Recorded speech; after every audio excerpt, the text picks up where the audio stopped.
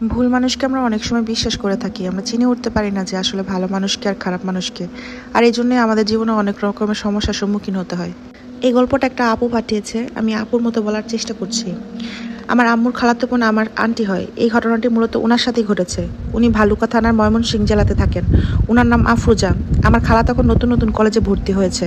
খালার পাশের বাড়িতে একজন ছেলে ছিল, তার নাম ছিল বাবু। তারা দুজন ছোট থেকে একসাথে বড় হয়েছে। ছেলেটা আমার খালার থেকে বয়সে বড়। খালা তাকে বড় ভাইয়ের মতোই দেখতো। বাবু ভাই কিছুদিন পর বিয়ে করে আর তার একটু ফুটফুটে বাচ্চা হয়। সবকিছু ঠিকই ছিল, কিন্তু হঠাৎ খালাকে বাবু ভাইয়া প্রেমের প্রস্তাব দেয়।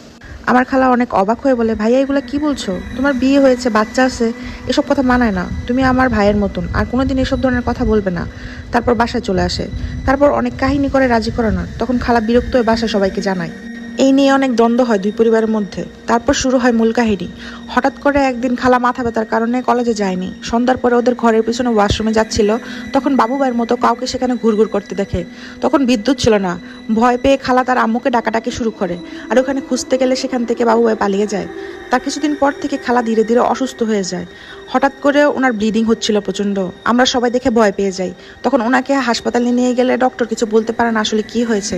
তখন খালা নিজের মুখে বলা শুরু করে, আমাকে ডক্টরের কাছে না, আমাকে কোনো কবিরাজের কাছে নিয়ে যাও যদি বাঁচাতে চাও।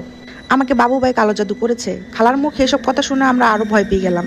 খালার খাওয়া দাওয়া সব বন্ধ হয়ে গেছিল। তারপর অনেক কবিরাজ দেখাইছে, কিন্তু কোনো কাজ হয় না। একদিন খালা হঠাৎ রক্তবমি করা শুরু করে। হাসপাতালে নিয়ে প্রাথমিকভাবে বন্ধ করা হয়, কিন্তু কেউ ধরতে পারছিল না হয়েছেটা কি।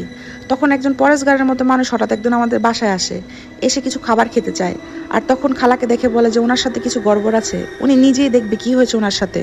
এর কিছুদিন পর হঠাৎ খালা হুট করে বলল, আমাদের ঘরের পিছনে যাও, ওখানে কোদাল দিয়ে গর্ত করো, ওখানে কিছু আছে। তারপর খালার ভাই ওনার কথা মতো ঘরের পিছনে ঘুরতে লাগলো।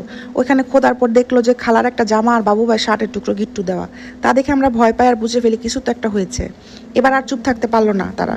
বাবু ভাইকে ডেকে তারা বুঝিয়ে বলে, তুই এমন শাস্তি আমার মেয়েকে কেন দিচ্ছিস?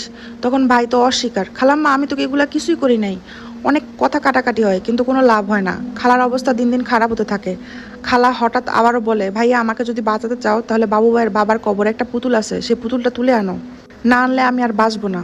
তখন তার ভাই কবর খুঁড়তে গেলে তখন ছেলে বাদী হয়ে থানায় মামলা করে। আর 24 ঘন্টা দিনরাত কাউকে না কাউকে পাহারায় রাখে। খালার ভাই অনেক চেষ্টা করে, কিন্তু ব্যর্থ হয়। তারপর হঠাৎ করে একদিন খালা মারা যায়। মারা যাওয়ার পর বাবু ভাইয়া আর কবরের পাশে ওই পাহারা দেয় না।